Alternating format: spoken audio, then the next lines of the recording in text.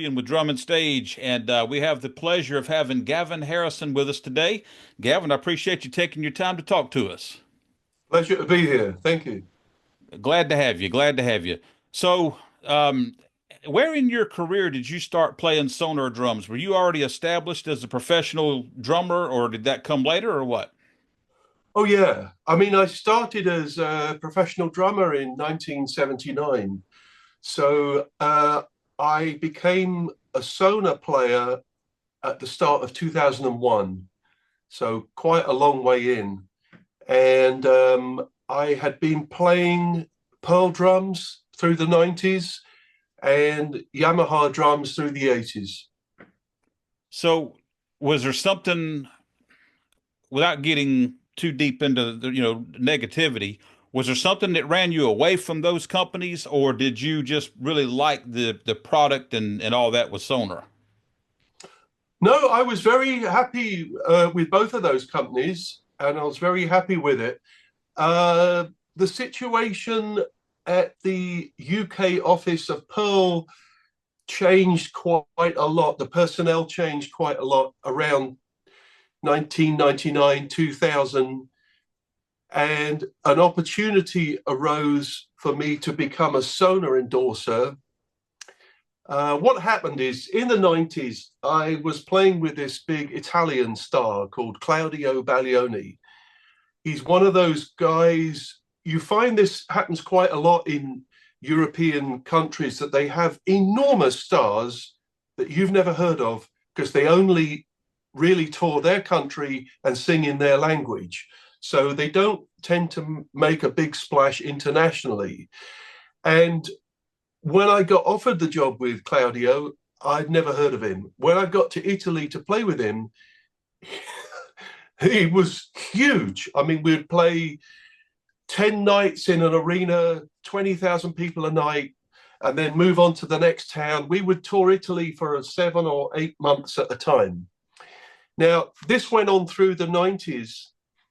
And towards the last big tour I did with him, which was 2000, I became aware of this guy in the audience. I'm playing away one night, and this guy's waving at me, jumping up and down. And I keep looking at him, and I'm trying not to get put off. And I'm like, who's this? Next night, he's over here somewhere, and he's waving at me. Anyway, he tracks me down outside of the, I don't know, stage door or something. And he says, my name's Tony Italia, and I am the Australian distributor of Sonor drums. And you should be playing Sonor drums, man. You should be playing Sonor drums. And I said, yeah, great, Tony. I just thought he was some nutcase. He Mm-hmm. is some nutcase. Anyway, he at the end of the 2000 tour, he said, listen, you've really got to get on Sonor drums, man. They're so much better than what you're doing. I wasn't unhappy with the Pearl drums I was playing at the time. And early 2001, I got a call from Ian Croft. Ian Croft was the artist rep for UK Sonor drummers. And I knew Ian Croft from the 80s because in 1986, he gave me a Zildjian endorsement when he was working for Zildjian. Mm-hmm. And I started playing with Iggy Pop. And they just brought out those really heavy Z cymbals. And I said, look, Ian, I've got a load of Zildjian cymbals, but I think I'm going to smash them playing with Iggy Pop. Can I borrow a set of those Z crashes and rides and hi-hats? So he lent me a set. And when I went to take them back, he said, well, look, we'd like to invite you to be a Zildjian endorser. Mm-hmm. Anyway, so 2001, Ian calls me and says, I've had this guy on the phone, Tony Italia. I said, yeah, I know who he is. He said, I'd like to come round and bring you a kit. What sizes do you play? And I've been playing the same kind of shape drum setup since, I don't know, 83, 84. Yeah, maybe mid-80s, I settled on 3 rack toms, 8, 10, 12, and 2 floor toms. Mm-hmm. So he brought me round a white, I think it was white sparkle designer set. And I set them up next to the kit I already had.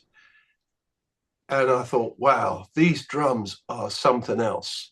They really, they're in a sort of different world of manufacturing and quality. So for a couple of weeks, I played both kits. And then I think the thing was that I felt I could get the sound that was in my head. I could get that easier with the Sonor drums. Mm-hmm. And so Ian said, okay, I'll bring you around a set that you can play whilst we're waiting to make you a set. And he brought me round what I think was D-Light and Azure Blue. So for the first year or so, I played that set until they made me my first set. And what did they make you? Well, one day I said to the German rep at the time was called Milan Goltz. And I said, you know that snare drum you make that's got a thing called earth finish, and it's 27 plies and it's got gold hardware and it's kind of camouflagey green and all, it's incredible. And he said, yeah. And I said, have you ever made a drum set like that? And he said, no, would you like one? And I said, yeah, I'd like one. And he said, if you're going to make it as a drum set, be aware that the gold hardware, you know, can get a bit scratched up if you're not really careful with it. And I have had a set with gold hardware, and you do have to really look after them. They kind of scratch a bit easier than the chrome ones do. So I had a kit made in earth finish, but with silver, you know, chrome hardware. Now, I always like to try to think of things that they could make that are a bit out of the ordinary. And I said, I'd really like, you know, a 14x5 snare drum, but I'd like a little trio of snare drums, which is 12x5, 10x4, and 8x3. He said, wow, I don't think we've ever made an 8-inch snare drum before. I don't think you can get the wires. And I said, well, I know I can get the wires because I had an endorsement with Pure Sound wires. And the guy, Yohav, I got to know him. And he said, yeah, I'll make you some 8-inch wires. So I played that set. That was 8, 10, 12, 14 and 16 floor toms with a 22x16 bass drum. And I had that set right up until 2020, when it was very surplus to my other kits. And with Sonor's permission, I auctioned it on eBay to give the proceeds to a charity called Multiple Sclerosis. Yeah. And actually I received an incredible amount of money for it. And I was very grateful for that. And it's a charity close to my heart. And so I sold the drum set to a guy in France just as the COVID thing happened. So I don't think he actually got the drums for about 5 months. No. But I didn't sell the trio of snare drums, and I've still got them. This is the 8-inch, how about that? An 8-inch 4-lug 8x3 snare drum. That's quite a rarity, that one. Yeah, I love the finish. I used to it was quite. You know the one, right? Oh yeah. It's a beauty, and I think it was their first trip down what became known as tribal finish, because the tribal wood basically comes as black and white, and someone's got to paint it. And what they do, they had a black, and then my next set after the earth finish kit, about 2007, they made me a black and white tribal kit, which I've still got, and it sounds amazing. I said I wanted black interior, which I don't think they'd done before, and I wanted, this black and white tribal. When you show it to people, they think it's a wrap. They don't realize it's actually a veneer. And of course, every kit I've had since then has included some sort of tribal finish. I had the blue tribal, and this one, which has the yellow stripe in it. But this one, of course, is all tribal, but the top and the bottom are painted black. Hmm. It would start life as black and white, and then they put a yellow lacquer over it. But the yellow lacquer's also over the black, but you just can't see that. So when people see it, they say, "Oh, nice wrap." I say, "It's not a wrap. It's actually a veneer, and it's really beautiful." Of course, the earth finish was all hand painted as well, and Hmm. that looked really incredible. So when you change drum sets, do you go with the same shell layup and sizes and all that? Do you just refresh the drum set to have new gear to take out for reliability, or do you change it up from set to set? The big change I made was I stopped using 14/16 floor tom. And that's because every 14-inch floor tom I've ever played, due to the tuning range that I like, which I would call kind of medium to low, but Hmm. not flappy.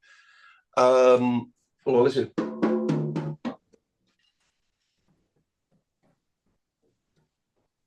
Pretty high in a way, but the 14-inch floor toms always, the sustain on them was just enormous, Hmm. and I could never get rid of it.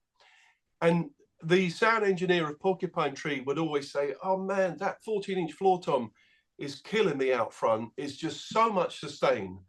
So with the black and white set, when I got that set in 2007, that had a 14 and 16. And then I asked them to make me a 15 by 13. And that really changed everything. That just sounded so much better, had a better tone, didn't have the same sustain problems. The sound engineer was happy.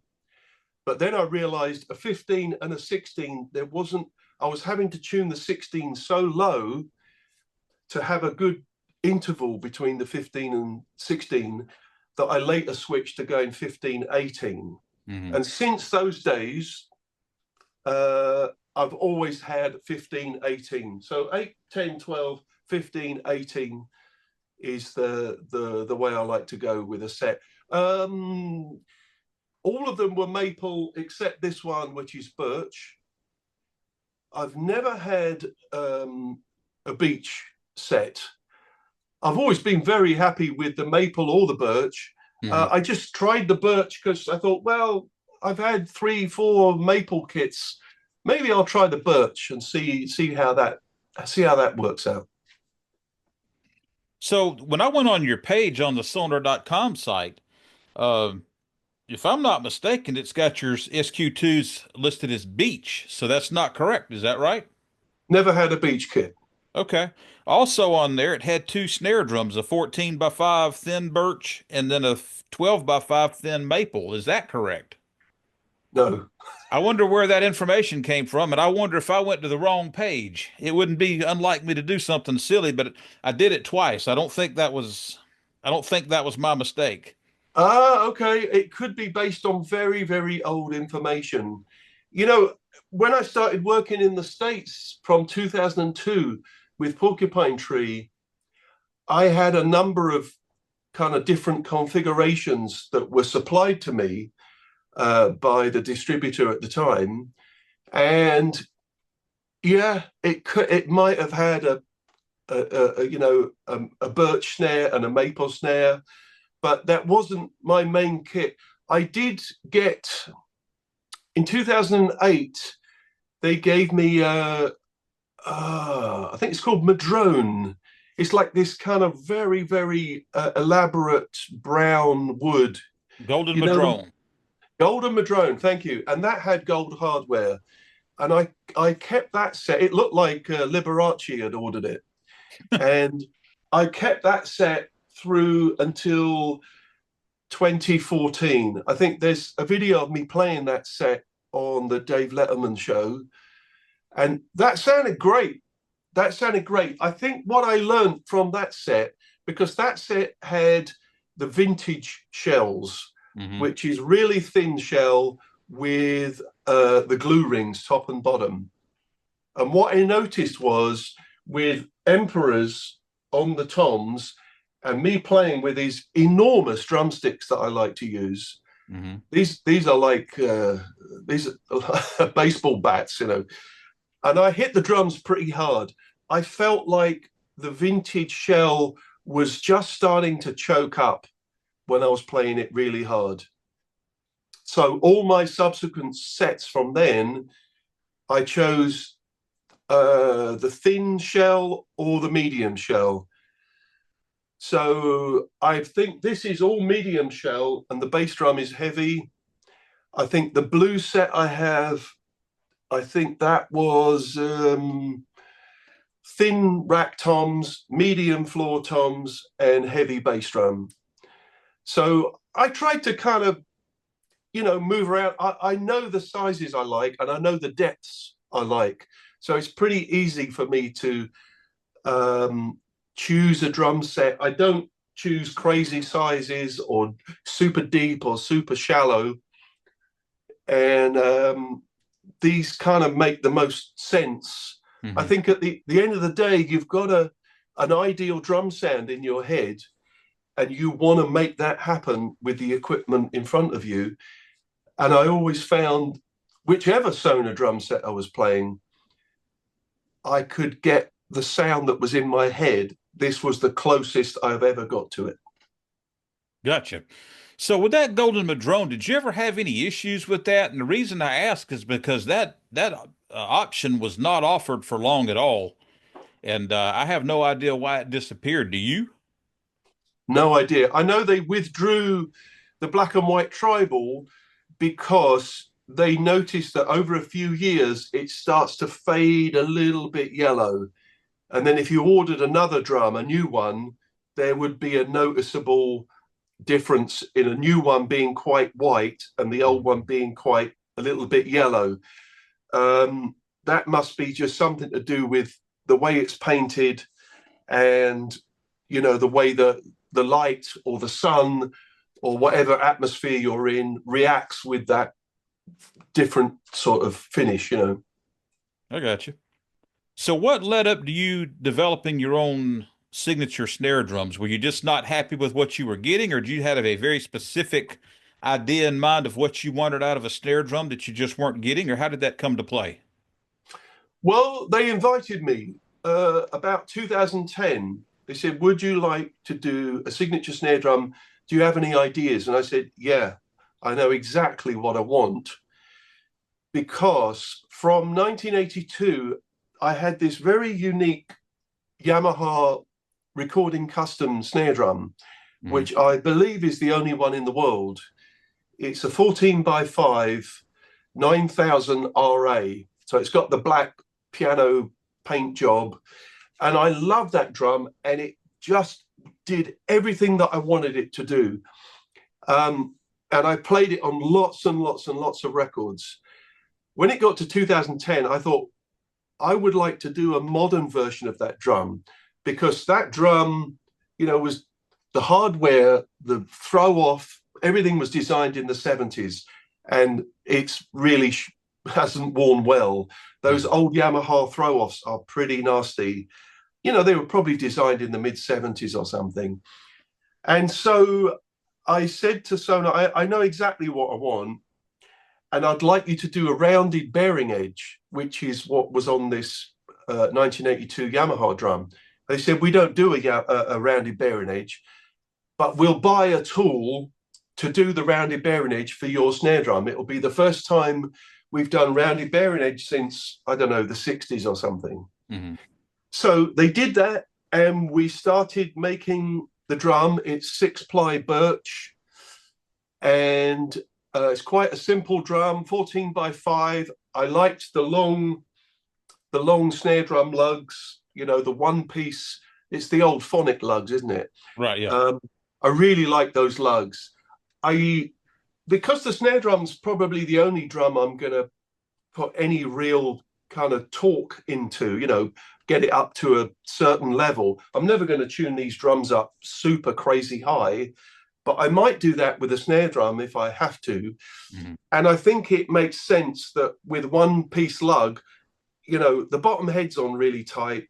The top head could, depending on the song, be on pretty tight. And they're kind of equaling out the pressure. if they're individual lugs, all of that pressure is going into the shell. So to a small degree, I like the idea of the single lug because of the way it equaled out the pressure. And I also think that a big lug sometimes can add to the sound of the drum because it's adding mass to the shell.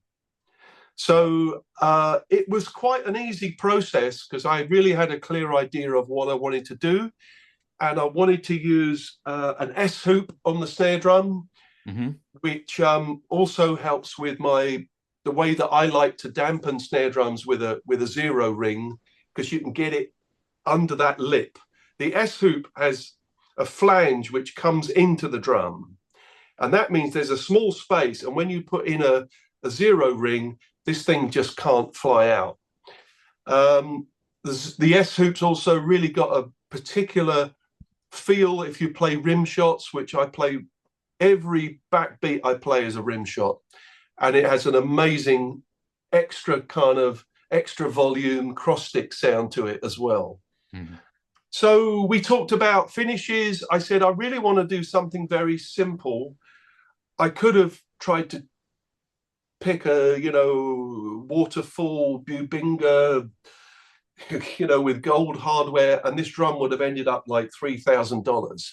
Right. I said, I don't really want to make a really super expensive snare drum. I want a kind of working drum that I'm not worried about leaving, in a pub or in a studio. Right. Sometimes you have a drum kit that's so nice, you take it to a pub and then you go down the road to get some dinner and you think, I wonder if my kit's okay. Right. I hope no one's scratching it. So we originally, I think we did about 5 prototypes, and each prototype took about maybe 6 weeks to build. And then they would send it to me, I would play it, I would give them some feedback, and then they would build another one. And eventually I said, look, why don't you try a hybrid bearing edge? So the top has got the round bearing edge on it. Here, how about this? I've actually got a piece of the shell. So there's a round bearing edge on the top, mm-hmm. and the sharp bearing edge on the bottom. Because, on a tom-tom, if you've got round bearing edge, top and bottom, well, that bottom head is affected by the rounded bearing edge. But sure. on a snare drum, first of all, the bottom head never sings because it's so thin, and it's got the snare wires pressed up against it, so it's always pretty dead. So, the purpose of the bottom bearing edge on a snare drum is not really about the tone, it's more about the sensitivity and you being able to articulate the snare wires clearly.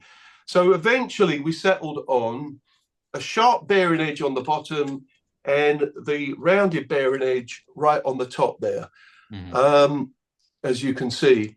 And that gave me what I was looking for. I also, for many years, I was cutting down my snare wires down to 8 strands. With whatever snare drum I was using, I just preferred the sound and the feel I could get from vastly reduced wires. In fact, Pure Sound actually made me a whole batch of 8-strand wires that I would put on my Yamaha drum or my Pearl drum or any other drum. I just liked the way I could get a fantastic backbeat sound from it and still get some nice articulation from the snares. Mm-hmm. It meant that the toms didn't buzz so much with sympathetic snare vibration. And so I just continued with that. And I told Sonor this idea. So they made a trio of snares from me. We experimented with different materials and brass and bronze and steel, different configurations. They made me some that were guitar strings and nylon. And so in the end, I settled with the 3 snare variations that comes with the deluxe version of the drum. So as far as your S hoops, you have S hoops on all your toms too, correct? That's right, I do. Okay. And what do those do for you? What do they do? Well, they, I think they focus the sound in a way that the normal triple flange doesn't, and the way that die cast hoops are great, but it feels to me like they suck a little bit of the sound out of the drum. Hmm. And S hoops felt like they were somewhere in the middle. So I just started using them, and I really liked the sound of them. I'm someone who I absolutely hate having microphones clipped to the hoop. Right. Sometimes, there's one, I think it's called a claw, massive, great thing. And they screw it on, and there's a big mount, and they put a great big mic on, and you can really hear the drum tone change because of this massive, great clamp on the actual hoop of the drum.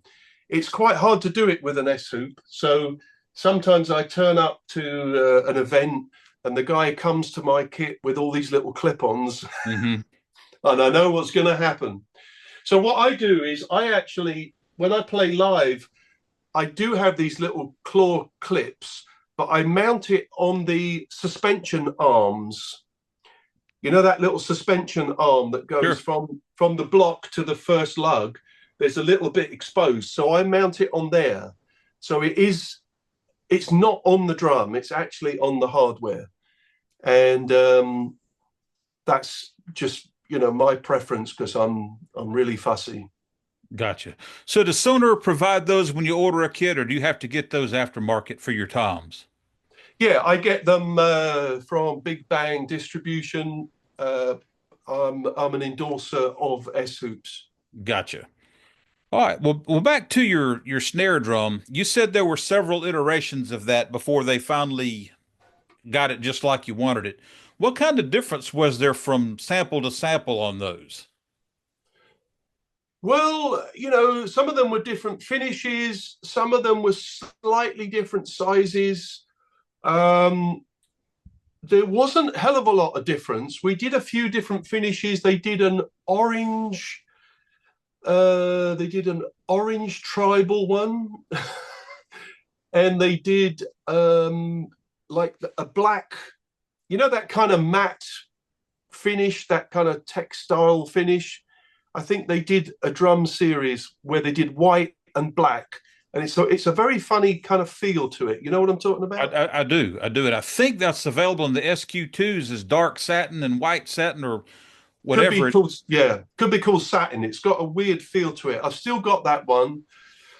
And something else to bear in mind is because it's wood, even if you put three identical ones next to each other, tune them all up perfectly the same, there will be a small difference because of the wood.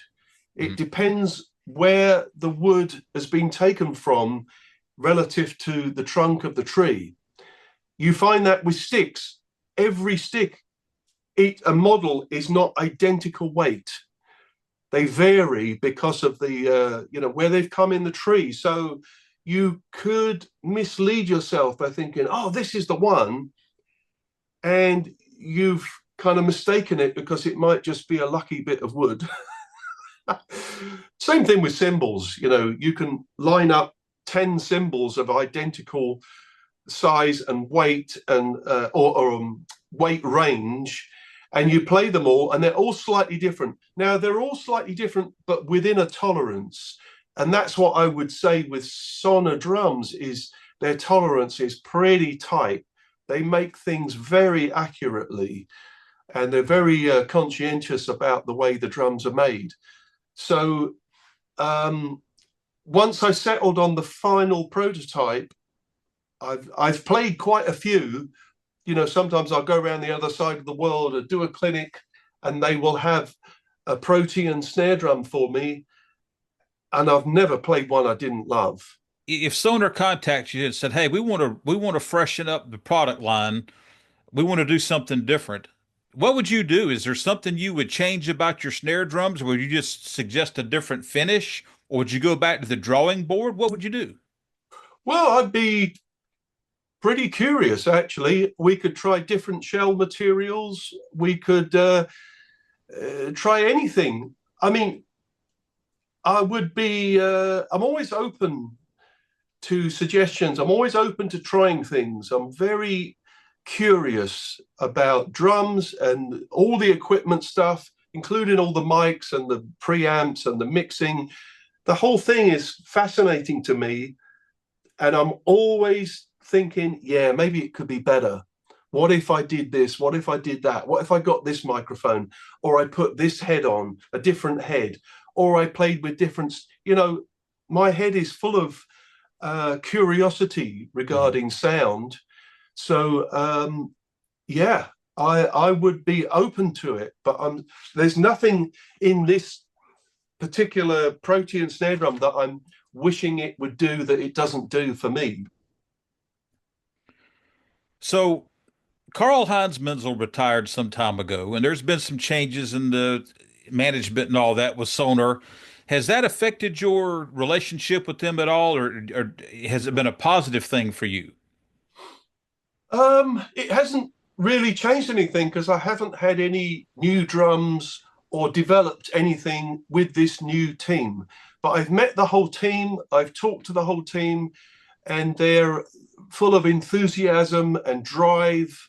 And, they totally get what Sonor drums are about. I remember many conversations I had with Karl Heinz, and he said the really important part for him was to keep the made in Germany line and the quality of that. Of course, there are, in the lower series, the Force 3000s or whatever they call them these days, shells that are made in China. But Carl was always very insistent that the real heart of the factory was the high quality shells and the high quality materials that they could put into making a drum set. People often call it the Rolls Royce of drum sets. I think more of it as the sort of Aston Martin brand. It's a really cool brand. It's very expensive. You're not going to sell, tens of thousands of drum sets in 1 year, like maybe some of the Japanese or Chinese manufacturers can make, Right. because they're just so expensive. If you're going to manufacture in mainland Europe with all the regulations and workers' rights, and it's very complicated. It's full of regulation and restrictions, and it's expensive. But they want to make really high quality drums, and they have achieved that. I don't think they've ever not achieved that in any period of their, manufacturing. Yeah, I'm excited to see what they've got in store for this year. Of course, NAM is coming up right around the corner, and I think we'll see some new product at NAM.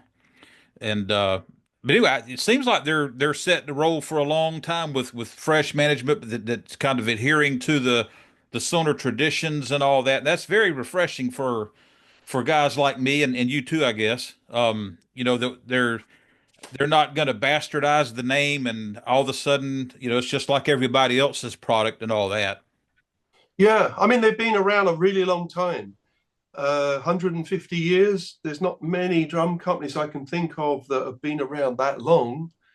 Maybe Noble and Cooley, did they start in the 1800s? I Noble don't and know. Cooley, their heritage goes all the way back to the Civil War or before. But I think one thing with Noble and Cooley is they had a long spell, they were a toy manufacturer. That's right. So, as far as being a consistent professional drum manufacturer, I don't think anybody's got the longevity Sonar does in that regard. That's very true. I mean, I obviously knew and I saw Sonor drums in the 70s and the 80s when I was a kid. They were so expensive and heavy, big, heavy, thick drums. The first time I ever played a Sonor drum set was in 1980. I knew three guys in my area that had Sonor drums, and they'd bought like concert tom kits late 70s, concert tom phonics, I guess. And one of the guys, Jeff Cox, he had a really big set, and he used to have a residency in a club in London, and I used to sub for him when I was like 16. I would go and sub for him. It was 9 till 3 in the morning, 9 p.m. Oh, till wow. 3.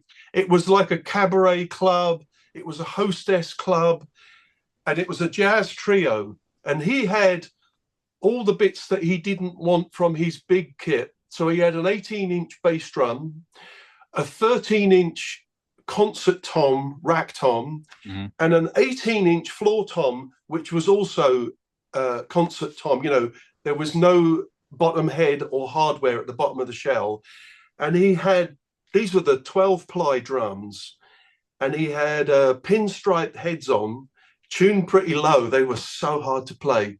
There would be, we had twice a night, we had to back a belly dancer. A belly dancer would come on, or this middle-aged woman would go into a cupboard and change into this belly dancing thing, and I had to play, you know, on the floor tom Mm-hmm. for like 10 minutes. And that was quite a workout on an 18-inch concert tom, floor tom with a low-tuned pinstripe. That was that was quite a workout. But I mean, I could, when I went to my local music shop, they would have Sonor drums in there, and they were, you know, 10 times more expensive than anything I could afford. And they was like super heavy drums. The hardware was heavy, the drums were heavy, the stands were heavy. It was real sort of built like a tank sort of stuff. Yeah, I don't think that's in vogue these days anymore. No gigging drummer wants to be worn out before they get done setting up for the gig. And of course, things have changed. The hardware is still very stable and pretty massive, but not to the degree that it was back in that era. Yeah, and I think when I came on board, it was an interesting time because Sonor had switched from the way they mounted toms. Nearly all the manufacturers were slowly waking up to the idea of the sound of the hardware choking the drum. Hmm.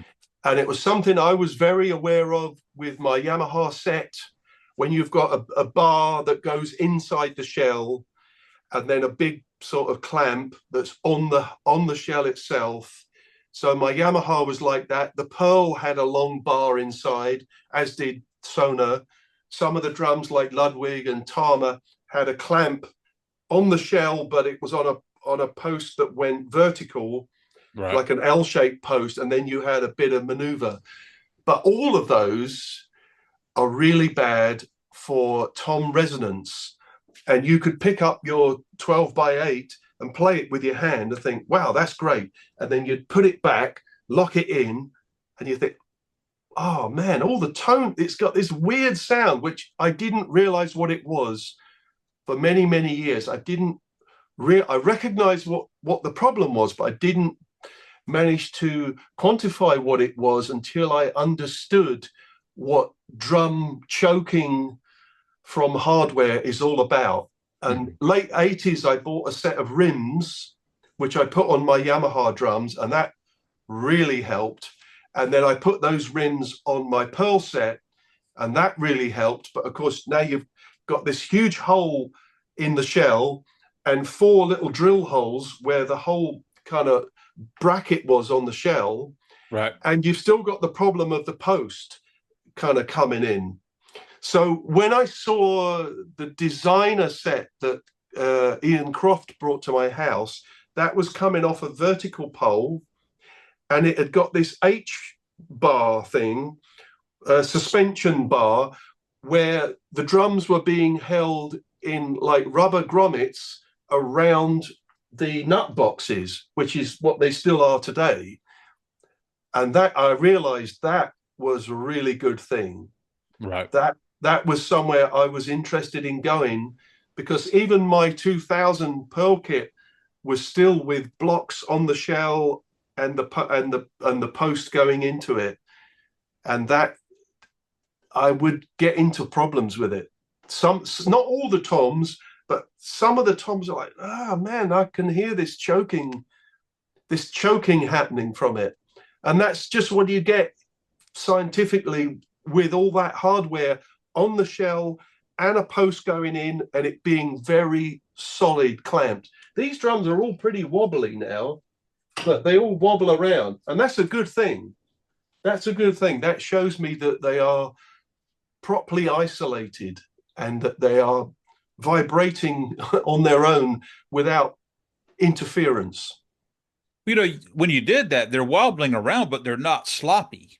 Some No, they're companies, not bad. It's not unplayable. right? And some companies. One of the non-Sonor sets I had recently, it was hard to get them dialed in to start with because you'd hold it in position, you'd lock down, and then you'd drop the drum, and it, hang 2 inches lower than where you thought it was going to. Yeah. I think they've got a nice mix there of suspension and rigidity without going too far either way. And I see a lot of companies, I see some companies are still doing the block on the shell. That's never going to do it.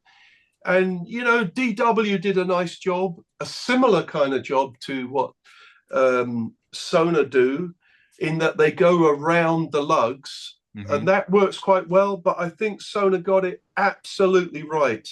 And I really like the the tom mount with the ball and the bar that you can move in and out. Fantastic. It's they really got that right, and it's a big moment for a company to suddenly change their whole mounting system. And once in a blue moon, you're forced to have to do it. Like the snare drum throw off that they made, in about 2012, the Ultra Glide snare drum arm. It's Hmm. absolutely like the best snare throw off I've ever encountered. And I've had lots of drums and lots of snare drums with different throws, but this is just like the perfect system. And what I noticed was when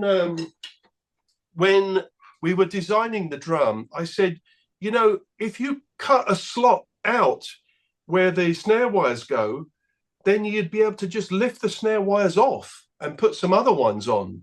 Because Right. up until that point, they had made the new glide system, but they were still threading the string through a slot in the bottom hoop. I said, you just need to cut that out.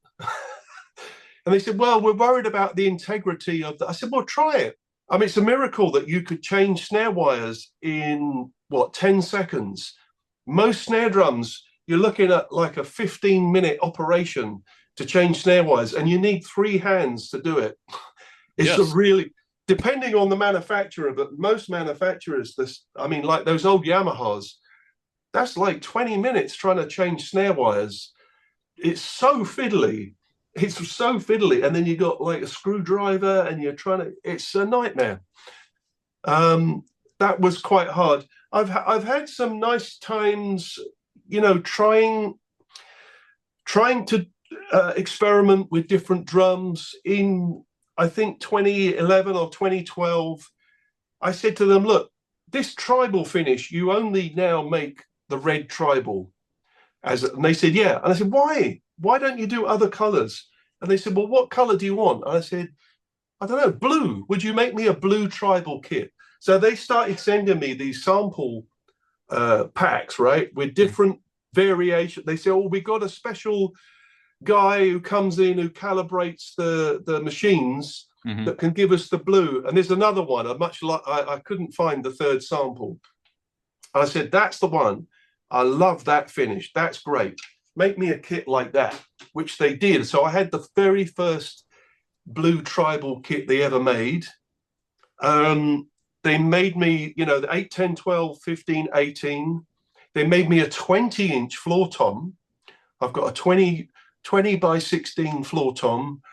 And then when I was playing with King Crimson, I said, could you make me these kind of log drums? They're not really octabands because I want a bottom head on the underneath, and I want them double headed, Hmm. and I want them all 8-inch, I said, what's the longest 8-inch drum you could make? And they said, 21 inches. I said, okay, make me an 8 by 21, an 8 by 19, an 8 by 17, 15, 13, 11, 9, and 7. Mm-hmm. So I've got 8 of these drums, which are all 8-inch diameter. And the fun thing is that you can put a little plastic tube into the air hole, connect the plastic tube to one of those really cheap camp bed pedals that just blow a little bit of air. Mm-hmm. So you can just press on them and push air into the column, and that makes the heads swell up and the pitch go right up.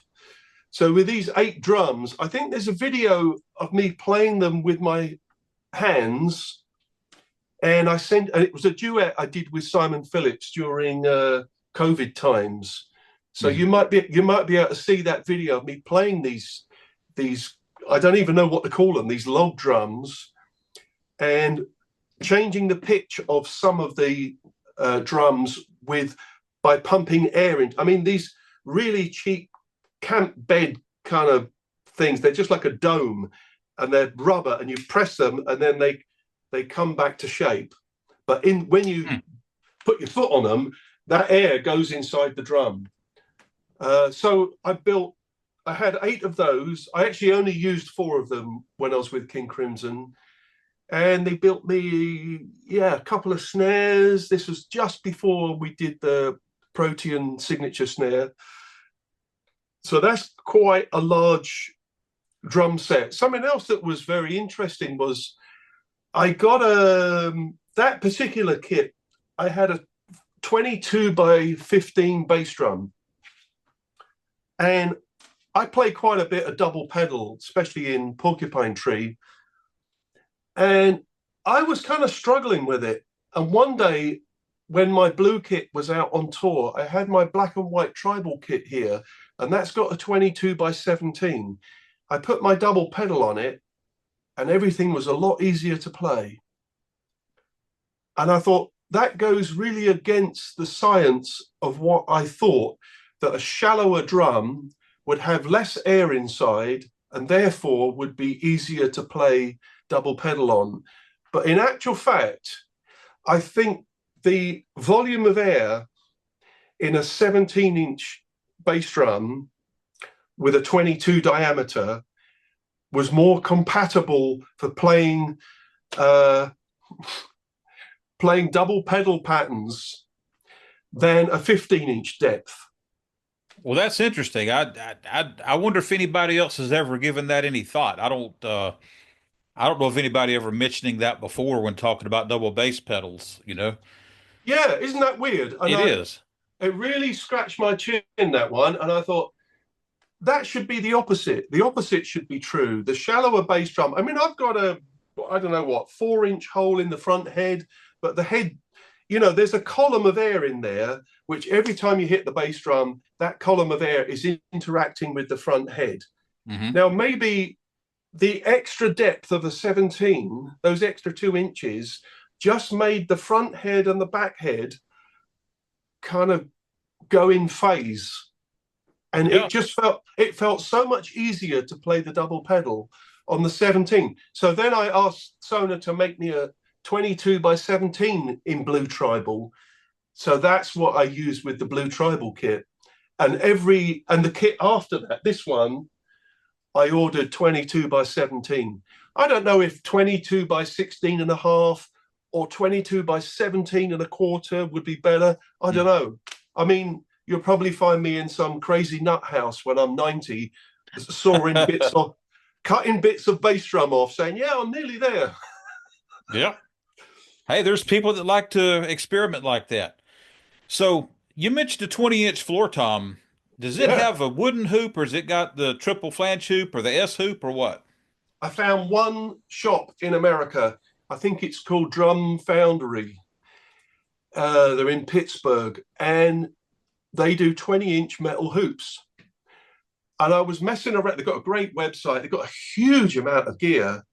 And I was looking at hoops and I thought, 20-inch triple flange hoop, 8-hole.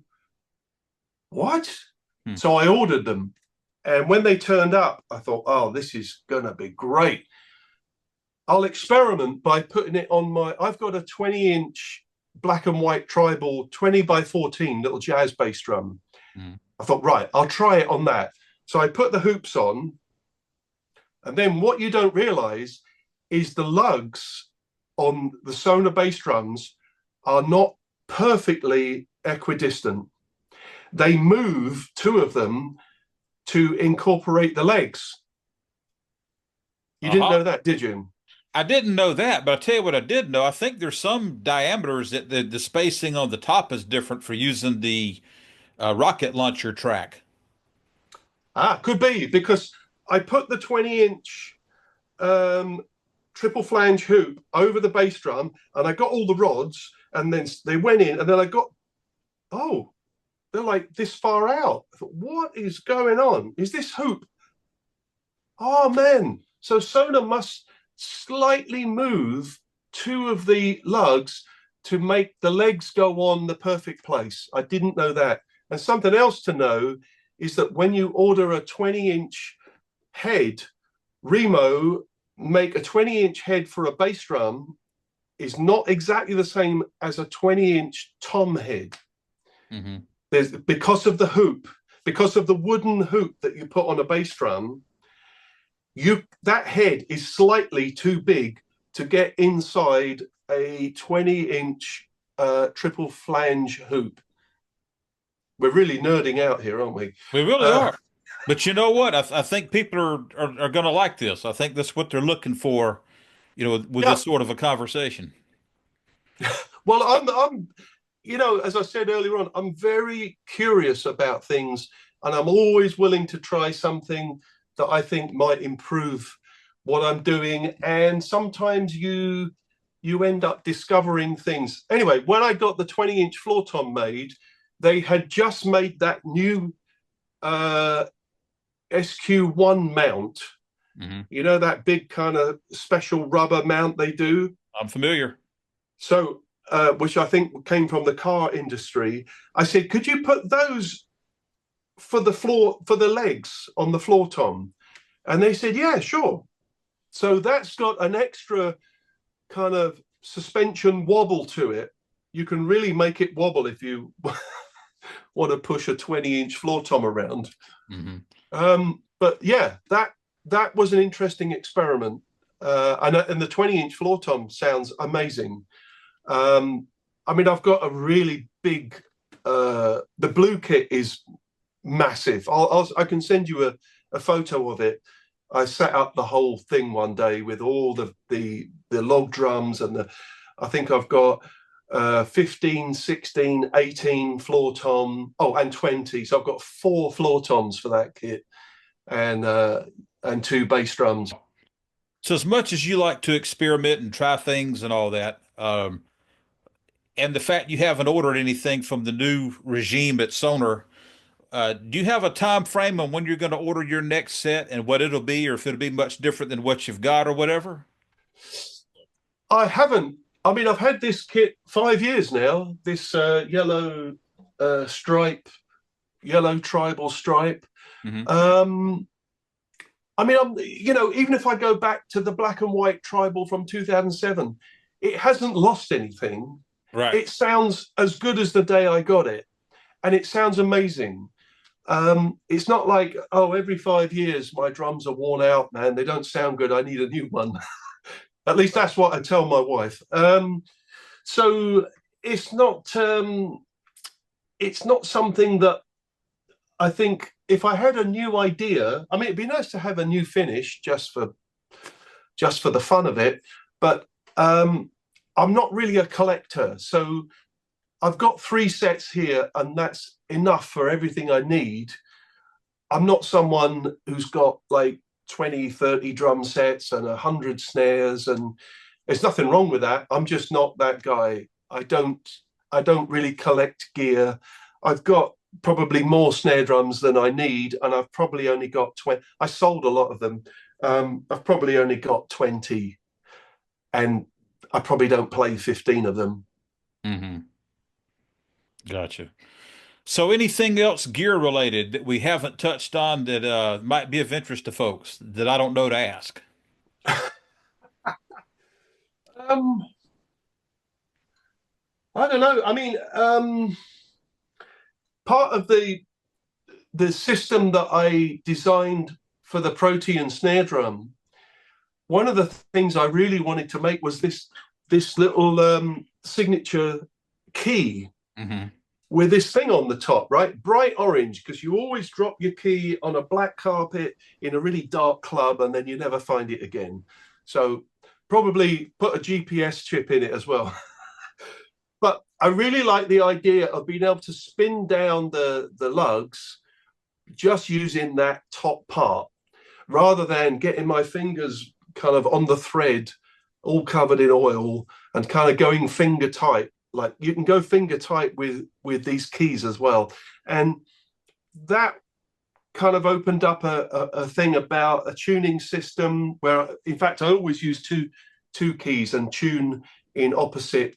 You know, I always put the pressure on at exactly the same time on opposite sides of the drum. Hmm. So they said, look, we'll make a premium version of the drum where you get the extra snare wires and you get the tuning keys and all that stuff. And then we should just make a simple version of the drum, which is just basically the drum as it is with one set of snare wires, and let people decide. I think the premium one comes with a really nice case as well. But that was the plan back then. Hmm. Well, I looked at I took a deep dive into it. I watched some of your videos and all that where you're showing in detail and you had the rings that's got the faint numbering system and all that. And even something as simple as where the keys are stored in the case. Everything was just so deliberate and so well thought out. I was in awe of what you have going on with that. Yeah, I was really impressed by the case. It's actually made by a friend of mine, Dave Eyre, who is the managing director of Hardcase. Hmm. And I didn't know that he was going to design this case with this cutout piece where the extra snare wires are in this beautiful box and they sink down into the foam. And then there's these. It was I was like, wow, this is fantastic. I had nothing to do with the case. That was all Dave's design. He really kind of got creatively involved in designing that Well, part of those are it. really nice touches, and that really rounds out the package as far as I'm concerned of your drum. That obviously you put a lot of effort and thought into what you wanted and getting it, and then for him to put that much thought into the snare case, um, pretty amazing. Yeah, and that's the nice thing with a really quality drum set is all the nice little touches, all the nice little details that you notice, and the quality of the instrument, the quality of the chroming. Yeah, it sort of screams quality at you. Even when you just get the box, you think this is a well-made box. You open up the box and there's this special package and then like a wooden box with a gold key and all this kind of stuff that you get when you buy a Sonor drum set. Hmm. It's a beautiful thing. I think for a lot of people it's like their bucket list drum set. It's like I've always wanted to have a Sonor drum set, and it's wonderful. I've spent many hundreds of hours messing around on the SQ2 configurator. The fact that you can have veneer on the inside of the drums, I love that. I always hated the way drums looked with a nice finish, and then you got a clear head on the bottom, and you're looking up at a drum set on the stage, and you see all this really boring, unattractive blonde wood that looks like a kitchen nightmare. You think, oh, that really lets it down because you got this lovely finish and then this really boring wood inside. Wouldn't it be nice if you could have a veneer on the inside? And that's exactly what you can do with a Sonor on the SQ2 configurator. Yeah, I've spent a long time seeing what all those different finishes look like and how they come out, and I hope they will continue to come up with other exciting finishes that you can add to it. Maybe they're about to unveil some new stuff on there. I don't I hope have any so. in. I don't. I'm sorry. I certainly hope so. Yeah, me too. I don't know that I need to be buying anything, but there's always, it's always nice to have an excuse to do something different. Sure. So aside from the gear, what kind of projects or activities have you got coming up that we should know about? Yeah, I mean, I'm currently playing in two bands, Pineapple Thief and Porcupine Tree. I'm just about to do a European tour with Pineapple Thief, and then we're going to Chile. After that, I've got a record coming out with a project I've been making with a Canadian guitar player called Nick Johnson, and we've written an album together, and it's great stuff. We've really had a great time making that. I think that will come out in the middle of the year. We'll start to write another Pineapple Thief record soon, and I've got another project with a Canadian French bass player called Antoine Fafard. We're about to start another record. There's all kinds of things, interesting projects that come to me, um, and things that I really genuinely enjoy doing. I'm in a very lucky position that I don't need to do jobs that I don't like. Mhm. So I just pick things that interest me and things that I think I could express myself well inside of, and try to just do that for the rest of my life if I can. Yeah, sounds like a good gig for those who can get it. Yeah, plus practicing. I'm still practicing a lot. I've got more into practicing the last couple of years. It's hard to practice when you're on tour, but when I'm at home or I have an extended period of being at home, I start to get ideas about things, and I like to practice the drums. I've done it all my life, and I think I'm just starting to notice a small difference.